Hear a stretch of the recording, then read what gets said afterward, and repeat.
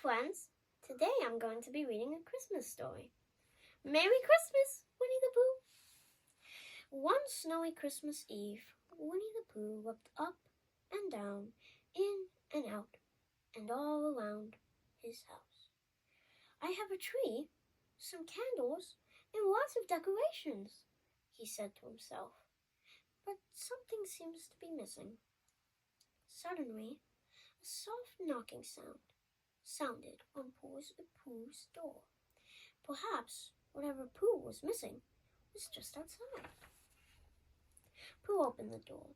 A small snowman stood, shaking on his front doorstep.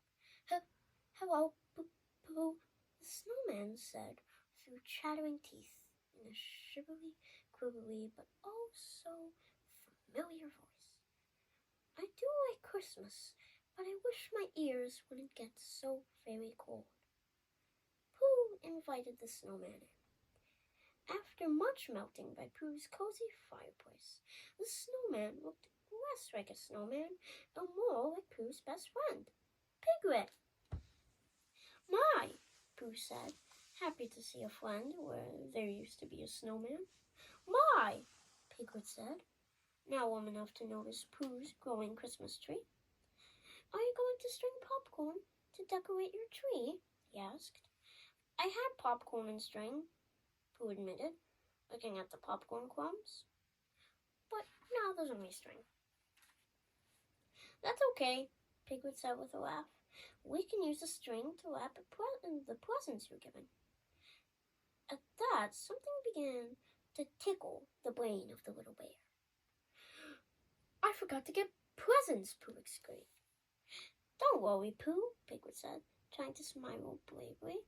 It's the thought that counts. Soon, Piglet left for his own home. He had his own Christmas preparations to finish.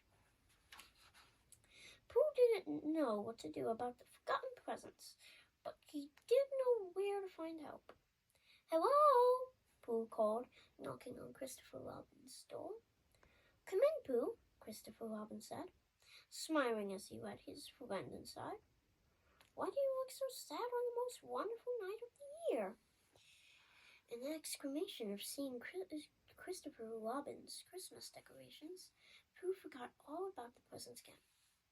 What are those? He asked, pointing to some stockings that were hanging above the fireplace. Those are stockings to hold Christmas presents, Christopher Robin explained to his friend. Now Pooh was even sadder. He had just remembered that he didn't have presents or stockings. Luckily, the Bear of Little Brains was smart enough to have a good friend. Christopher Robin happily gave Pooh stockings for himself and all his other friends. Pooh thanked Christopher Robin and hurried off to deliver the stockings. I will get everyone's presents later, Pooh said to himself. The stockings must come first.